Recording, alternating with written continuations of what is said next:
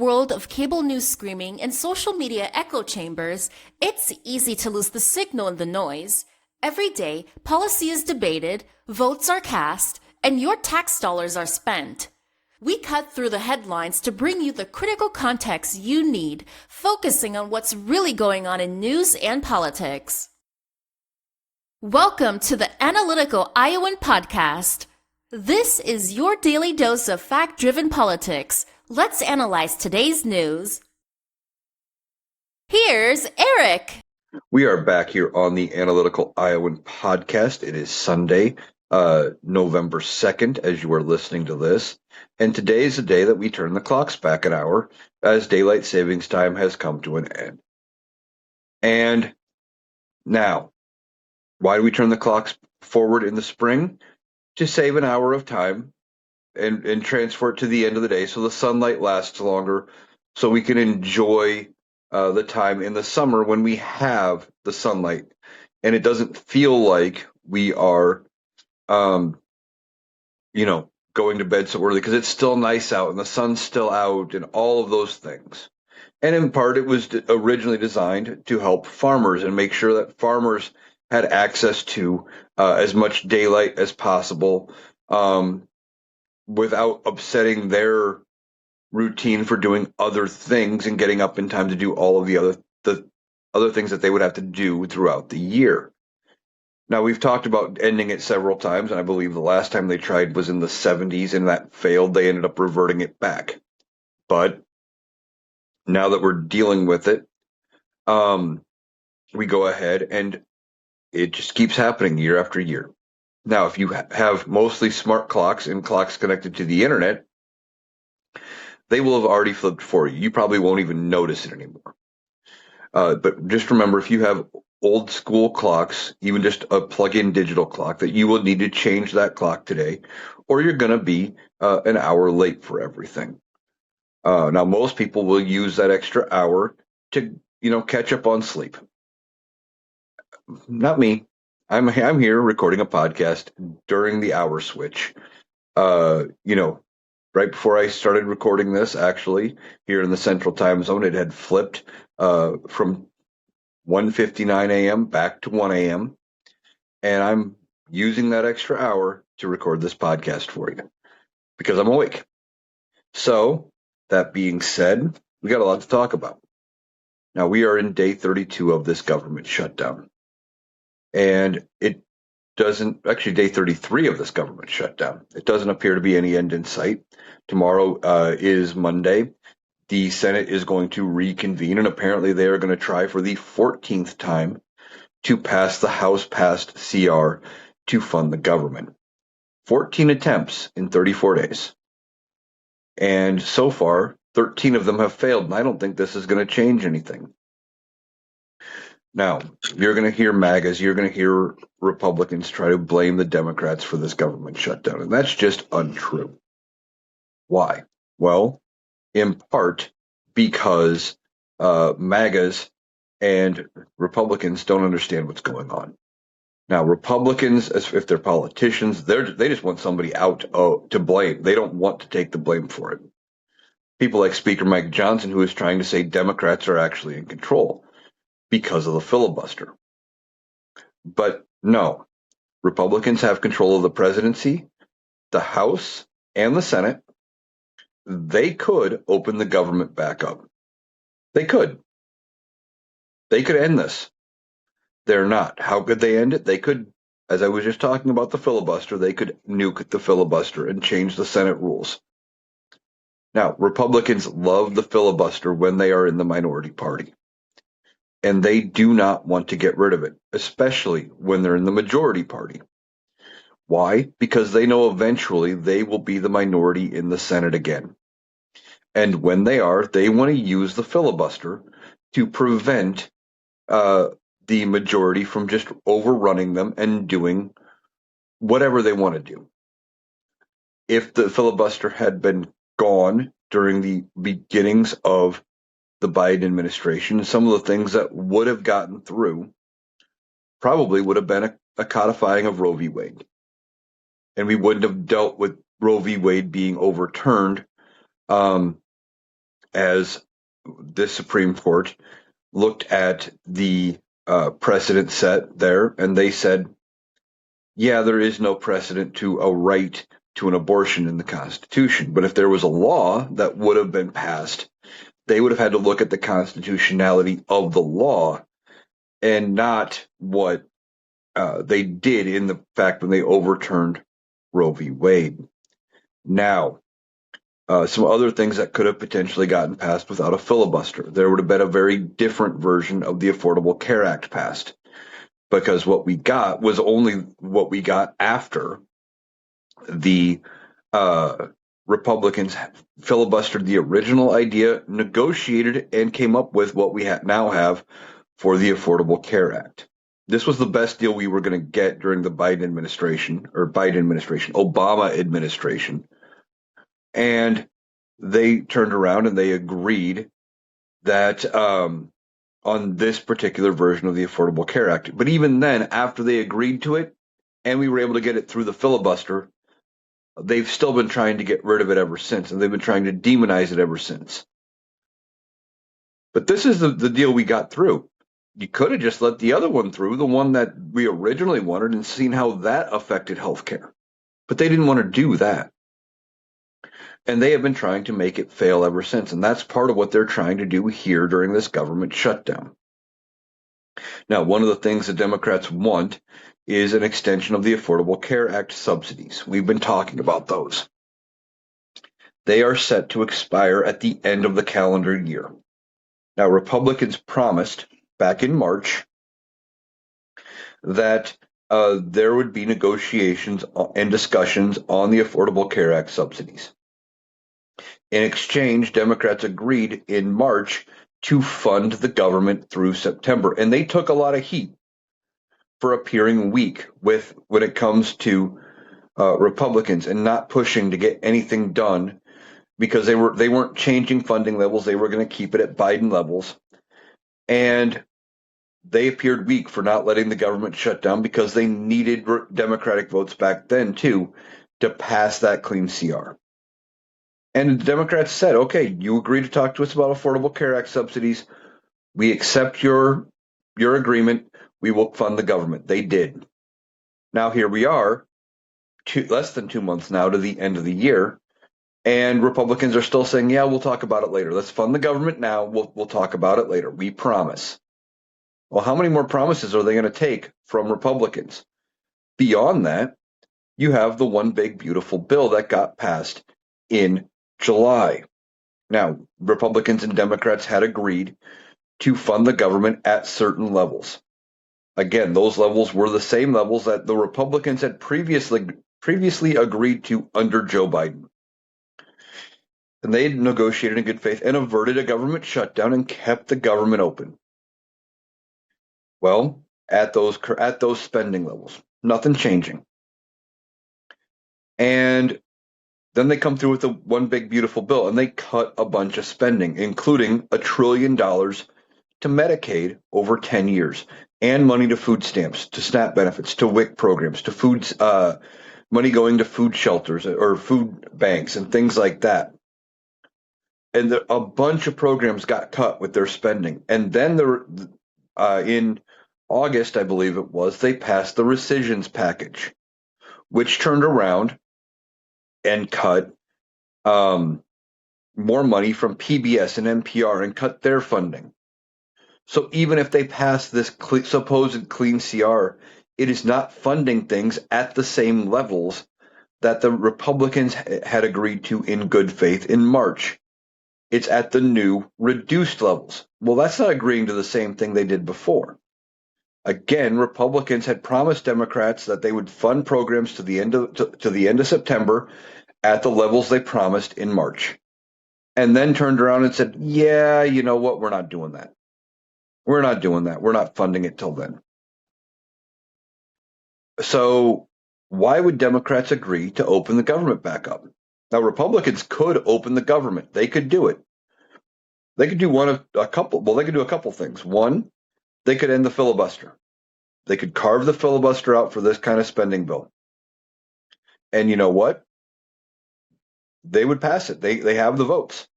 It would pass. Donald Trump would sign it. Government reopen. They don't want to because they don't want to be on the receiving end when they're the minority party. They will be the minority party again, maybe as early as after the midterms, maybe as late as after the general election in 2028.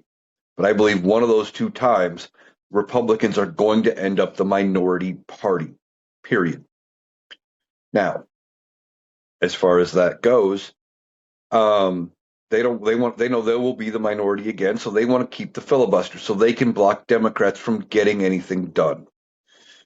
Now, Democrats thought about getting rid of the filibuster during Joe Biden's term, during the first half, when they had control of the House and the Senate, because there were things they wanted to get through that they could not get past the filibuster.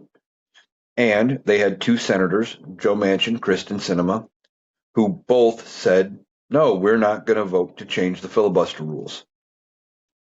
Now, maybe they had foresight, maybe they were being pains in the ass, I don't know which, but neither one of them wanted to change the filibuster rules. And now look at the Democrats. 4 years later, they're in the minority, and they are using the filibuster to prevent this bill from passing because it's the only leverage they have. You want to blame Democrats for the government shutdown. They're not in charge, but they're using the obstruction ability that they have to go ahead and try to get some sort of negotiating. If they fund the government's open. Republicans had since March to have negotiations on the Affordable Care Act subsidies, and it never happened. If the government reopens, those negotiations, despite Republican promises, will not happen. They have no incentive. They want the Affordable Care Act to become unstable. They want it to become unlikable. They want it to fail so they can get rid of it. But they don't have a plan to replace it. In fact, they don't have a plan is known in part because of Marjorie Taylor Greene. Marjorie Taylor Greene is calling on Republicans to release their health care plan, saying, hey, we have to do something to either fix the Affordable Care Act or extend the subsidies because health care is getting unaffordable and we need to do something about that. But they're not releasing a plan. In fact, Donald Trump, who claimed to have a health care plan for his entire first term that went from 2017 to 2021, claimed to have a health care plan. Never once released it. It was always 2 weeks away. The one time that he brought it out in an interview, in reality, it was a binder. It was a thick binder full of pages. Pages were blank. It was a prop. They weren't serious about having a health care plan. They just wanted to get rid of it, in part because it was popular, because of Obama, and they didn't come up with it, and because they get money and they get donations from insurance companies. Insurance companies want to be able to make as much money as possible. The Affordable Care Act limits how insurance companies work. Now, this is not the version we could have gotten, but because Republicans blocked what was going on with the Affordable Care Act using the filibuster, this was the best negotiated version we could get. Is it perfect? No, but it's better than things were. And it's hurting insurance companies' ability to make as much money as they want. They still make an ungodly amount of money, and they need to do some things differently to make things better as far as what we need to pass as far as some kind of a law. And they need to, fix the Affordable Care Act because insurance companies are still making ungodly amounts of money and still making it hard for people to get the health care they need. Some things I think that need to go away. Prior authorizations. I think prior authorizations need to be a thing of the past. You should not be able to tell me that these insurance companies get to run through and say, okay, well, your physician says you need this medication. But because somebody sitting in an office looks at it and goes, well, these other 5 medications also could treat the same condition, you need to try all those first. Or we need to know why you're not trying those first before we agree to pay for it. And why? They're not the ones with the medical degree. They're not the ones sitting there deciding whether or not something what knee is needed. They're not the ones seeing the patient. The doctor is. If the doctor decides you need that medication, you should get that medication. That should be gone. And, also needing necessarily some insurances, you need a referral to go see a specialist. And sometimes you need a referral, even if you've been seeing the specialist after so long, that you need to go back to your primary to get another referral to go back to the specialist just because the insurance company wants you to make sure, oh, well, do you really need to keep seeing the specialist? It's ridiculous. Insurance companies have way too much power over our healthcare. Now, one way that would help with making insurance companies getting them out of it would be to allow for the public option. The public option would be something similar to Medicare for all or universal health care, both of which are things that Republicans have somehow managed to spin as two ridiculous, awful things. Of course, they're lying.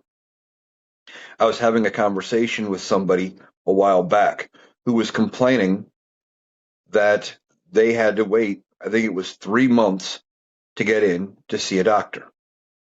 And it was a specialist. I think it was a urologist, I think. But anyway, they had a 3 month wait, but we were talking about healthcare and stuff. And said, well, if we went to, universal healthcare, Medicare for all, you'd have 3 to 6 months wait to go see your doctor. I go, what are you waiting now? 3 months? What's the difference?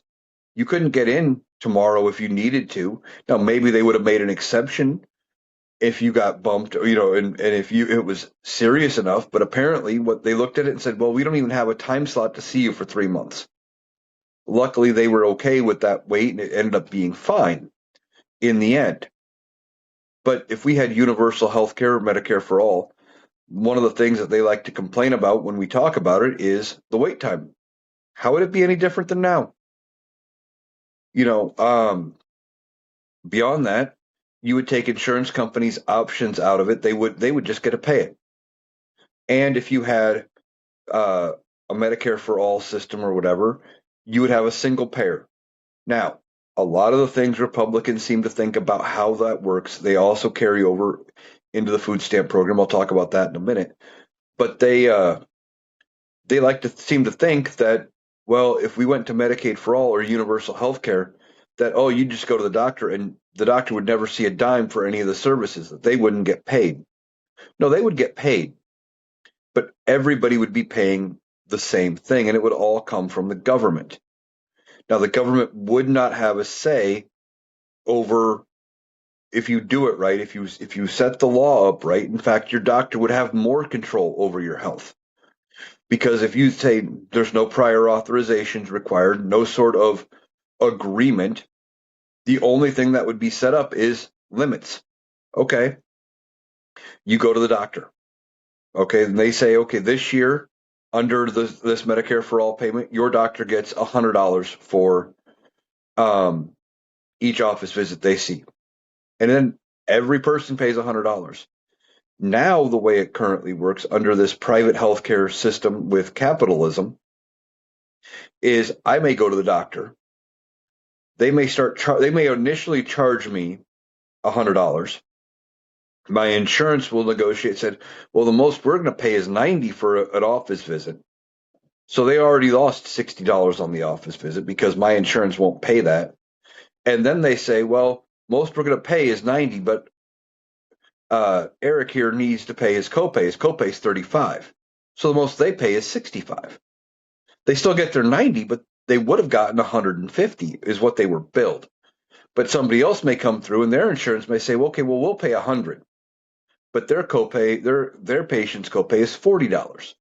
Insurance company only pays $60, but they get $100. It's so many differing variables to insurance. This would standardize it. If it's $100 per person, the doctor's office schedules an office visit, they get $100 no matter who sees them. And then every test, everything would have those kind of payment options set up. Okay, this is what we're standardized across the board. We're going to pay this much per thing. X-ray, you automatically get this much. Period. Done. Doesn't matter where you're at. And there'd be no more debate about it. So the doctors would still get paid. They'd still make money. But they also wouldn't be able to sit there and have to figure out how each insurance company is going to operate within the bounds of them making that money. It would be better. Now, as far as what they're talking about when it comes to food stamps, they have the same kind of arguments. They don't understand how it works. I have seen people from MAGA making videos talking about how grocery prices are going to go down when people lose their food stamps. And that is not the case. With SNAP benefits, it is not 100% off discount card. I've talked about this repeatedly, but it's true. It is not 100% off discount card. It is an amount of money you are allotted to go buy food. And now that it has been on a card for 20 years almost, I think, maybe slightly longer than 20 years before it went nationwide. And you run the card, and unless they say something, you have no idea that the person in front of you has paid with a food stamp card. Or the only way you might know is, I know I've seen it here, where food stamp card only pays for food. Then you have the non-food items that's not covered, you know, laundry, soap, toilet paper, those kind of things. And they have to pay a little extra out with a different card for that. Now, if you're actually paying attention to the person in front of you when they're paying, maybe you notice that and you go, oh, why'd they have to use two payment methods? But most people aren't even paying that close of attention. It's not a discount card. Stores, if that was the case, where you just showed up, you flashed them an EBT card, and you got whatever was in your cart for free, and they never received a dime, no grocery store would ever accept that. Why would they ever accept that as a form of payment? Because that makes no sense. But that's how uneducated some of these MAGAs are. They actually believe it. Now, like I was saying earlier, Republicans have the power. They could end the filibuster. They could end the filibuster and end this government shutdown. But they won't, because they know they're going to be in the minority at some point. Now, I think Tuesday may be the breaking point for the Republicans. When they get blown out in Virginia, in New Jersey, when Prop 50 passes by a landslide, and potentially they start losing mayoral and town council races and city council, all sorts of local races that are going on all across the country. When those losses start piling up, and maybe in some places where they haven't elected a Democrat to mayoral positions or to town council positions before, maybe in some cases, maybe ever, or not for decades. I think Republicans may start coming to terms with saying, okay, we're losing this battle here. We need to change our strategy. We need to actually negotiate. Right now, they're not negotiating at all. Democrats are. Democrats made the first volley. They said, okay, you need Democrat support to pass this in the Senate. Here's what we want. And you always shoot higher than what you want in negotiating. If I'm going to apply for a job and say I was making $15 an hour at my current job, which compared to minimum wage isn't bad, it's still not enough to necessarily live on. And I went and applied somewhere and they asked me how much, even if I knew they were going to offer that they typically start people in the 20s, I'd say 25 to 30. Immediately, I would say that as a negotiating tactic. See what they say and counter, see what I get. Well, I'm not going to say, well, anything better than the 15 I'm currently making. Well, then they might only come out with 19. Maybe they come out with 16 and go low. If you give yourself wiggle room when you're negotiating, sometimes you get closer to what you want in the middle. So Democrats said, here's what we want. We want an extension of the Affordable Care Act subsidies permanently. And we want you to roll back the entirety of the $1 trillion over 10 years that you put in to cut Medicaid. Those are the two things they want. All right. Now, they want those two things, but Republicans haven't countered with any sort of meaningful counteroffer, and nothing that had any sort of backing of leadership. Now, I think I saw like one House Republican said, well, best we could offer is maybe a 1 year extension of the Affordable Care Act subsidies. But then Mike Johnson's like, no, we already passed our bill. We're not going to do that. So it didn't have the support of leadership, so it doesn't really count. But leadership should be there negotiating. Now, in the past, they would be there all the time negotiating until they came up with a deal. In fact, they would have been negotiating up until the end of September, trying to hammer out a deal. And usually they pass something at, on the last day, and they come up with some kind of a funding deal. But that's not what happened here. And Republicans have said, well, we passed our funding bill. You need to sign off on it. And Democrats are saying no, for the reasons I outlined earlier. We need to do something about the Affordable Care Act subsidies, and Republicans haven't negotiated in good faith. When they talked about it earlier this year, Republicans said we had made promises and then walked them back by passing the one big beautiful bill, by passing the rescissions package, and then by not holding discussions and negotiations on the Affordable Care Act subsidies. Republicans hold the cards here. They could do something. They're not negotiating. Now, maybe those negotiations start after Tuesday. We'll have to see. But if it goes till after Tuesday, this will be the longest shutdown in American history. Donald Trump now holds the record for spots numbers 1 and 2. And there's no end in sight right now. Now, Donald Trump is trying to strong arm Republicans to get rid of the filibuster. We've talked about why they don't want to do that. And they're ignoring him. They're bucking him at this point. And that's not the only thing that they've been bucking Donald Trump on. The cracks are forming in the Republican Party. Okay?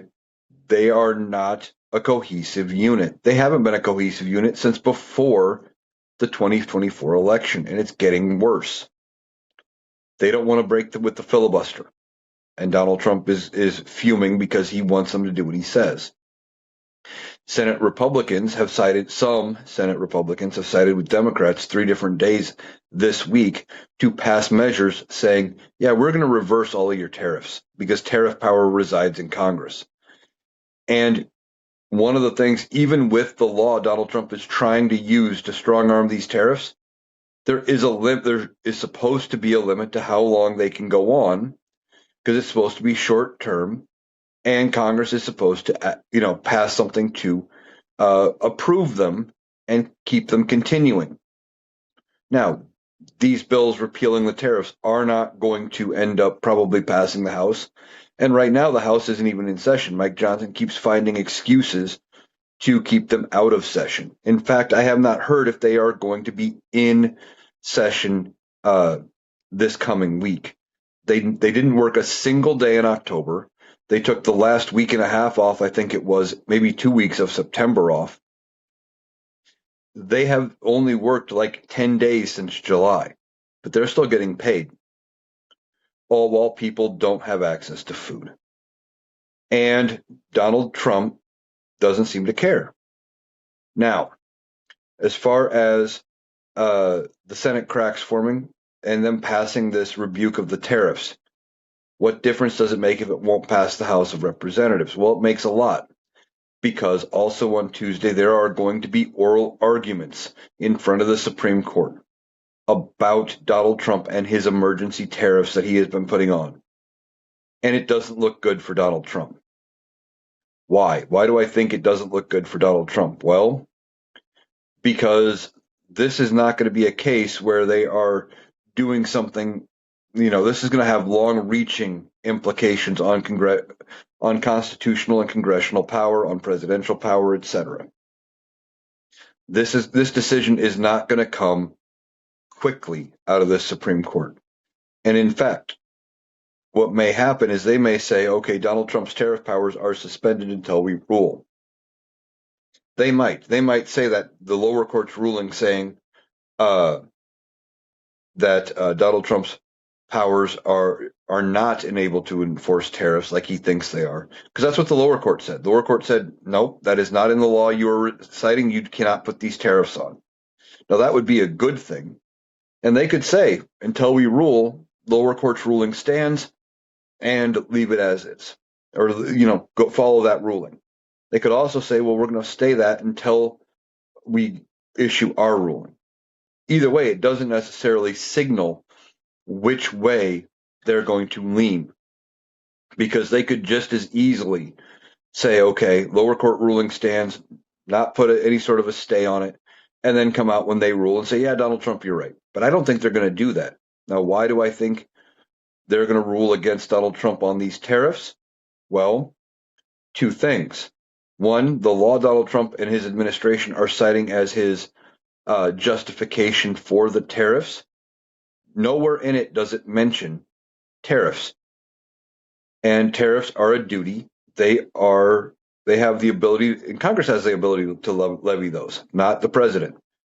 So the fact of the matter is, the law they are trying to use, it would take some very stretchy legal gymnastics to come up with a way to justify Donald Trump being able to have this tariff power.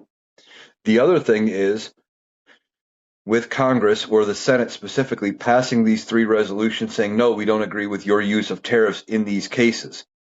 Well, guess what?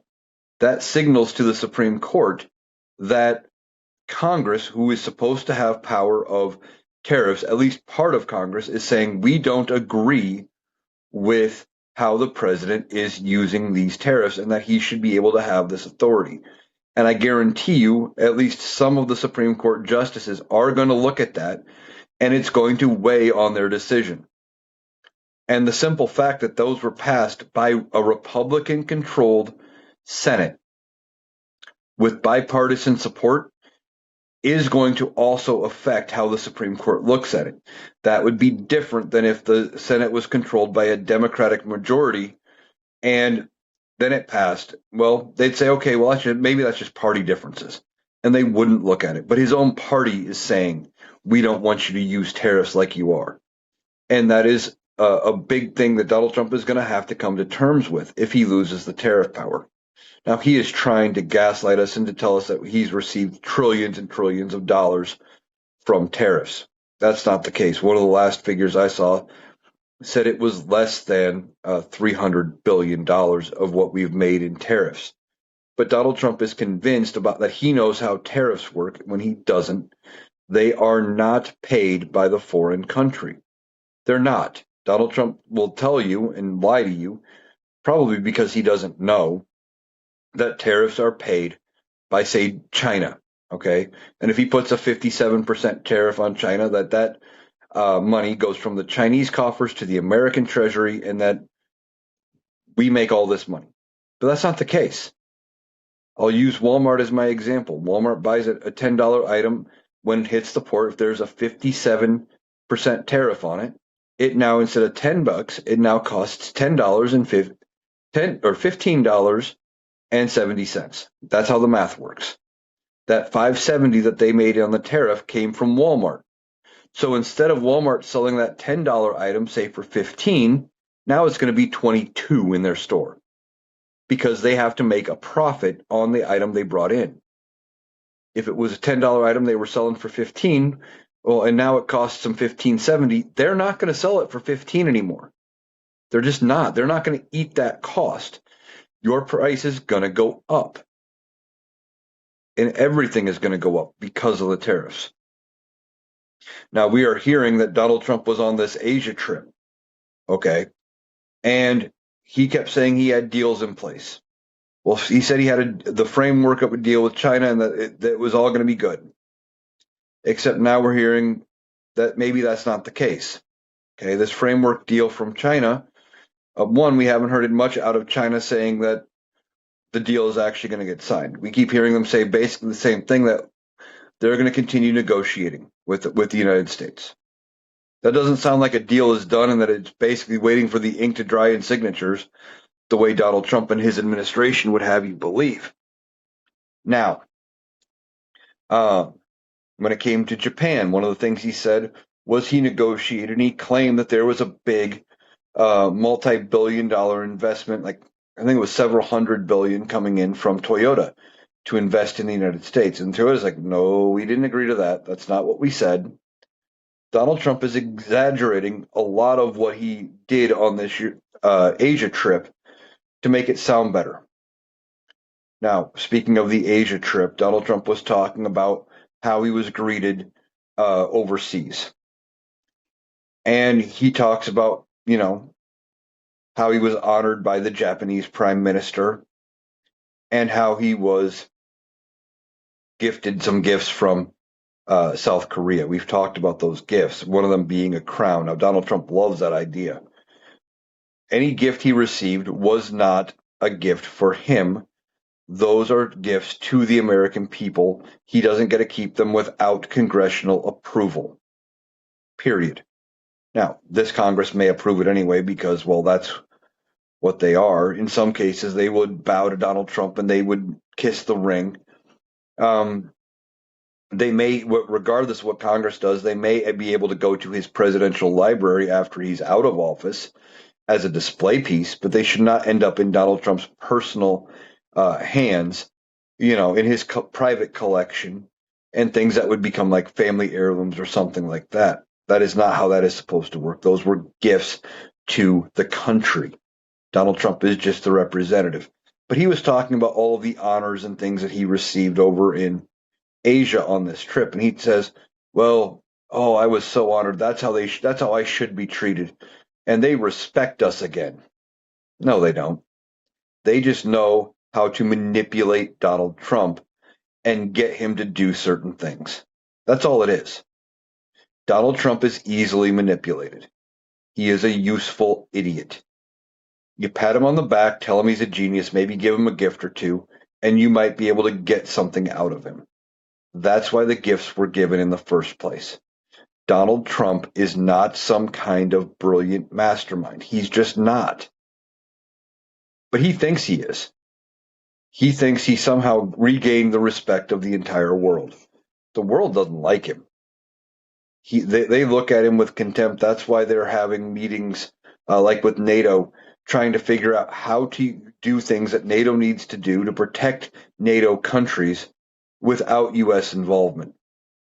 Because they don't know what to believe out of Donald Trump. They don't know which Donald Trump you're going to get. All of this was trying to buddy up to Donald Trump enough to make it so that he either gives them something they want or it helps them out in their negotiations. So as he's trying to work these trade deals, et cetera, with Japan and China and South Korea, et cetera, by them treating him nice and patting him on the back and telling him he's a genius, they're actually hoping that they can turn around and make it better for themselves. What the framework of the deal we had heard over the summer for Japan had something like 0% tariffs for anything we sent to Japan, but 15% for anything they sent to us. Well, who wins in that scenario? Well, let's see. American companies and American businessmen can send whatever they want to Japan and turn around and get 0% tariff. So it's not going to cost the Japanese people any more money, and they can sell a bunch of American products.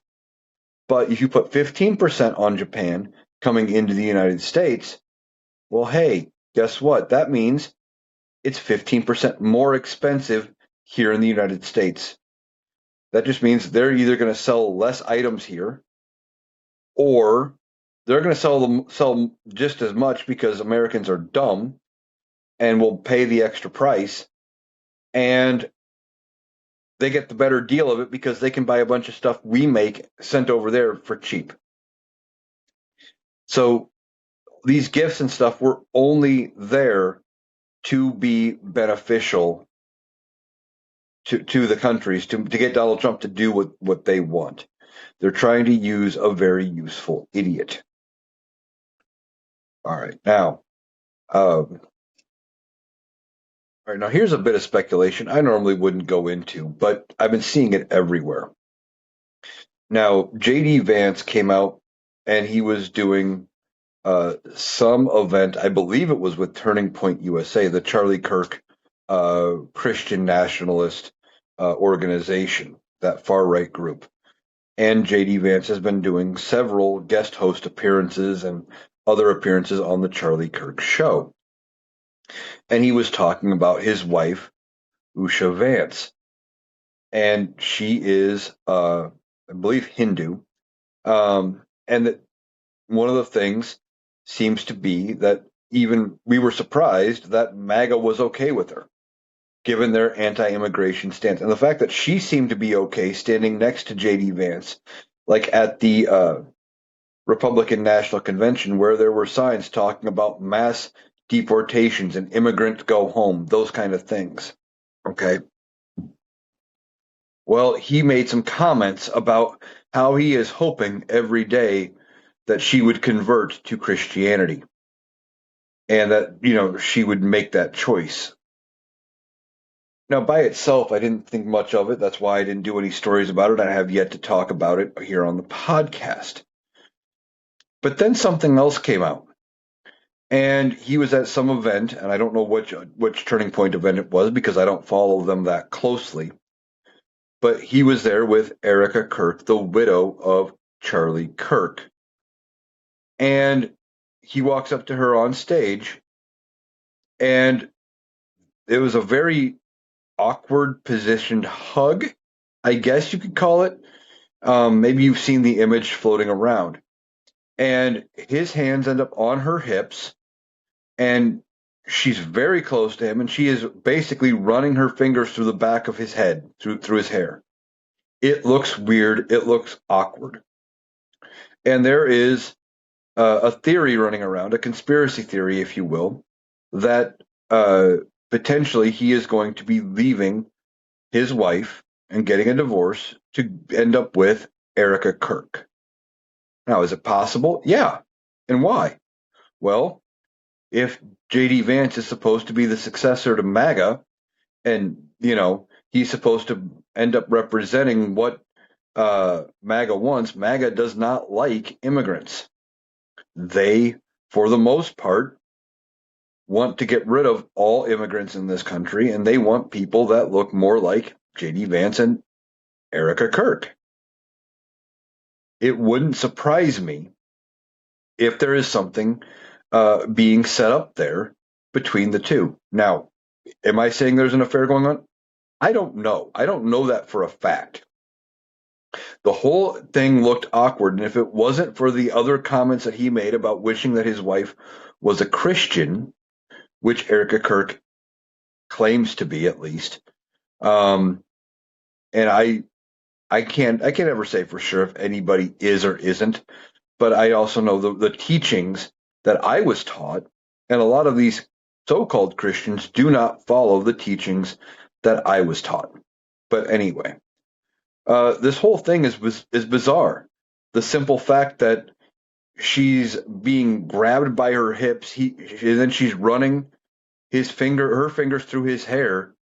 That is not the way. I have never greeted a female friend like that. Never. Somebody I was dating, sure. Somebody I was interested in, yeah, those kind of things. Not somebody that was just a friend or just an acquaintance. It just seemed awkward. And I could, potentially see. And if they have developed some kind of a romance, well, I'm not one to guess as to what is going on with how she is handling the grieving process and grieving Charlie Kirk. Everybody handles things differently. That is not my place. Just seems a little quick from what happened there, because that happened in, what was it, August or September? It seems a little quick, and JD Vance is currently married. Now, if something's going on, again, I don't really care. But I'm just saying it wouldn't surprise me if they're trying to make that kind of a move, if it's not a strategy decision to make JD Vance appear more likable to MAGA. And if he's really making relationship decisions based on that, I feel sorry for his wife and kids.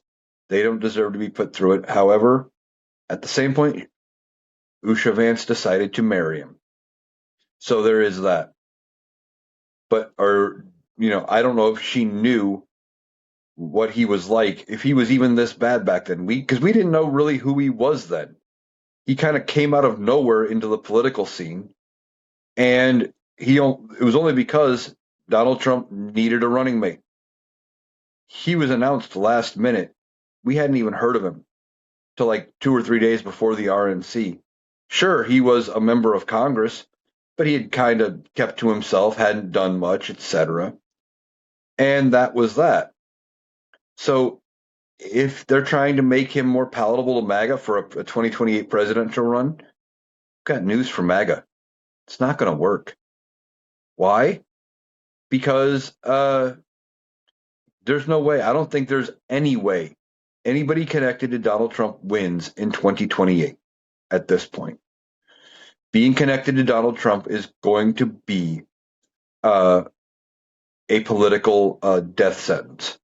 Not a real one, but a political one.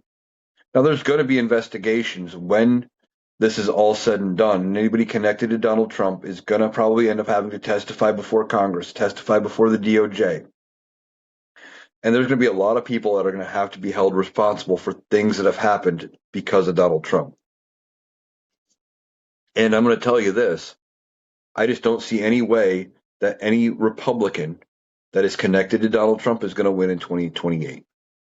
Now, the best thing Republicans could hope for is to run somebody that we had never really heard of, kind of a no name, not a big name politician, kind of like what happened with Bill Clinton.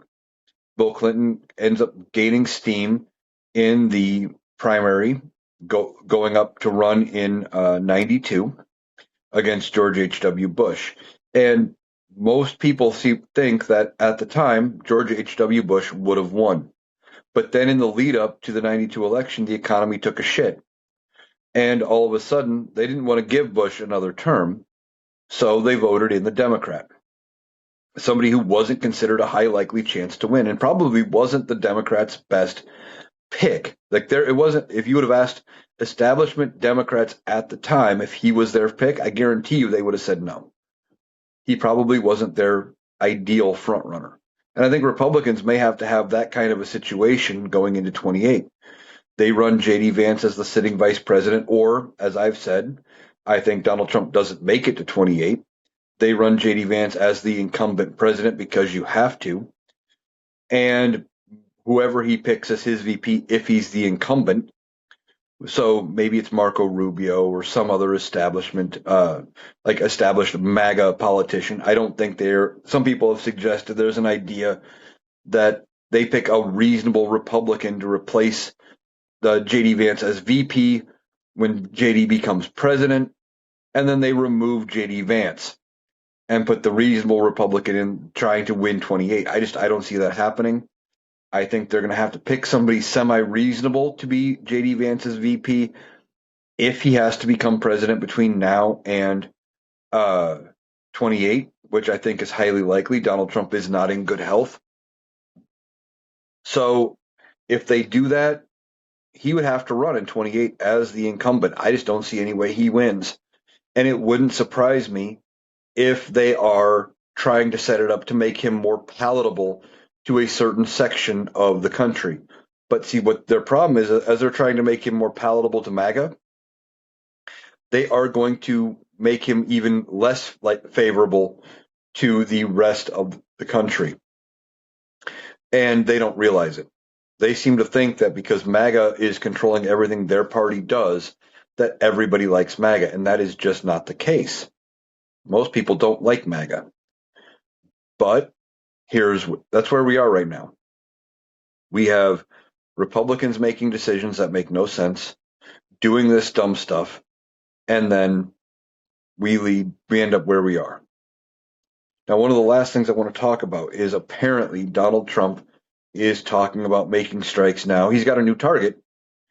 He says he's backed off of Venezuela, even though he's blown up, I'm hearing now upward of 15 to 20 fishing boats from some creators.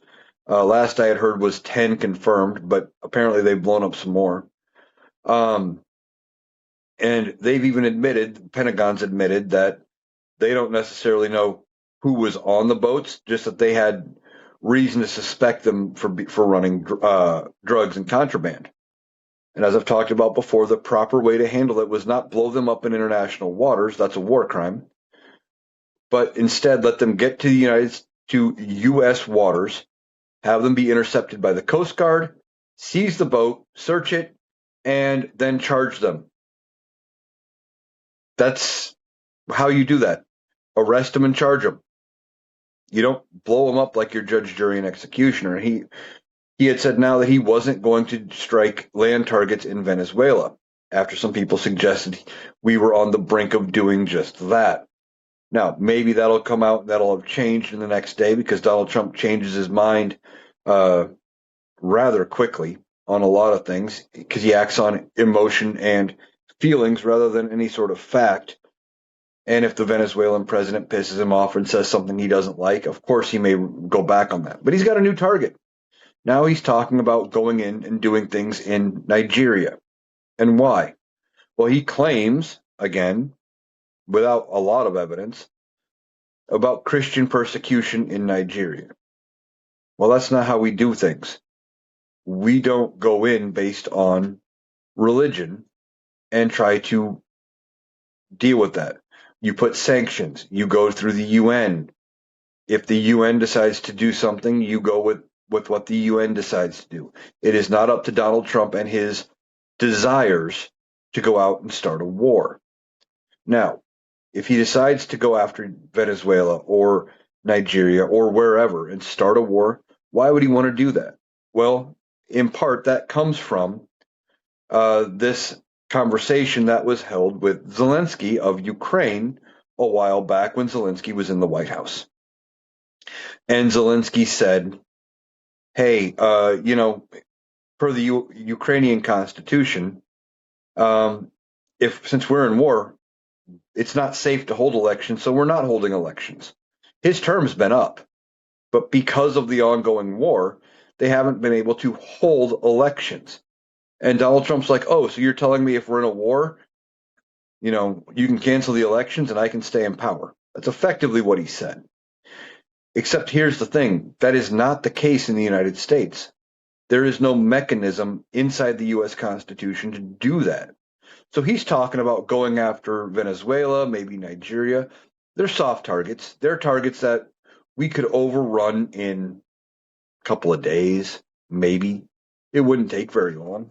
They don't have near the firepower or the manpower that we have. And the only problem would be is the rest of the world would probably come to their defense, and that would be where we would struggle. But Donald Trump is now looking at varying targets around the world to potentially start wars. Is he looking for ways to maybe get us into something so that he could say, well, we're in a war, we can suspend elections, no midterms, we'll just keep the Congress going the way it is. But there's no mechanism for that. That doesn't happen. There would be an election come November of 2026 to elect the new Congress. If they don't, unless every state were to pass something saying, well, we award the win for the election and select these people as our representatives, they may do that, but I think that would get challenged in court because that's not necessarily legal. Come January 3rd, 2027, this Congress is dissolved. They are not in session. And without Congress, Donald Trump doesn't have the authority to just pass whatever laws he wants. He's not a king. He likens himself to one with the way he thinks, but he is not a king. He needs Congress to be able to get things done.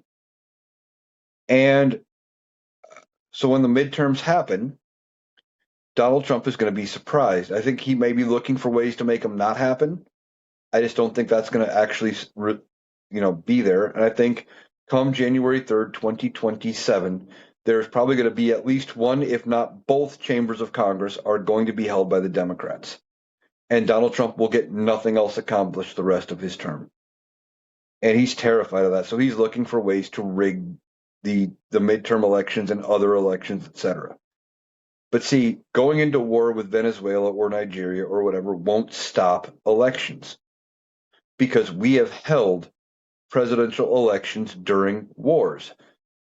Most recently, we went into Afghanistan and Iraq in 2001 and 2002, and those two conflicts did not end entirely until Joe Biden pulled us out of Afghanistan following Donald Trump's plan in 2021.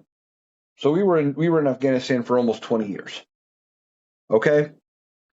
Now, we were there for 20 years. Guess what? We held elections every 2 years, the entirety of the time. They never got canceled. Didn't happen. I don't think Desert Storm lasted long enough to go through. We held elections all the way through Vietnam, ultimately electing members to Congress that did things like changing the voting age to 18, based on with a constitutional amendment based on the idea that we are asking 18-year-olds to go to war. They should have the right to vote, along with just other wars. We had elections through World War I, World War II, the Civil War. Now, they just ignored the outcomes from the lower states and went with the states that hadn't seceded in figuring out how that all worked. But we still did it. We figured it out. Donald Trump wanting to start wars with either now supposedly maybe Nigeria or Venezuela or wherever to stay in power isn't going to work. It is a desperate attempt by somebody who is terrified of losing the midterm elections again, like he did his first term, having a democratically controlled House of Representatives, maybe a democratically controlled Senate. I've talked about that in previous podcasts, how I think that's possible, and how he'd probably get impeached. And I think he knows that his political capital is running short, because come 2028, he can't run again. He's going to be term limited out. And I've talked about it in previous videos, despite what some of the MAGAs say in the comments or what they try to say, there is no mechanism for him to run again. He's not going to be elected as JD's VP. That won't happen. Because the 12th Amendment says you can't run for VP if you cannot run for president. So he would be ineligible to run for vice president. And the House of Representatives has never selected somebody outside of the House of Representatives to be Speaker of the House. And in fact, I'm fully expecting come 2026, after the midterms, for the House to be controlled by Democrats. And if things roll the way they should still hold the House after the 2028 general, which would mean even if they wouldn't have the House of Representatives to go through with any sort of a plan to install Donald Trump as Speaker, because Democrats wouldn't do it. It would take Republicans. But if they have control of the House, it would never happen. And Republicans or Democrats in the House would not go along with a Republican plan to remove, even if J.D. Vance and his running mate won, to remove Vance, to remove the VP, and then install Donald Trump. They won't go through with it. So I don't see that happening. Donald Trump is terrified of what is going to happen after the midterms. Any talk about Nigeria or Venezuela or anything like that is an effort to make it so he potentially could win again, or that he could maybe protect himself, because he's afraid of what is coming next. He's afraid of any accountability for all of the things he has done. And when that accountability happens, he is not going to be able to handle that, because he's never been held accountable ever for anything he's done in his life. He's always been able to find a way to scapegoat his way out of it, do things like bankrupt a company, but give himself a golden parachute. So he makes money while the people that were running his company go broke and hold the bag for him. It's ridiculous that he has never faced accountability. And because he doesn't know what that's like, he's terrified of it actually happening. because he knows it's probably going to involve prison, and he doesn't want to go to prison. He doesn't want to face the music for what he has done, and he will if he is still around after the 2028 election, if I'm right, and the Democrats hold control of both chambers of Congress and the presidency. He's terrified, so he's looking at ways to start conflicts to maybe try to extend his term. All right, that's everything I got for you today here on the Analytical Iowan podcast. I want to thank you for joining me today. I hope you enjoyed it. I'll be back tomorrow because there's going to be more to talk about as this government shutdown enters day 33, 34, something like that. Thanks for listening.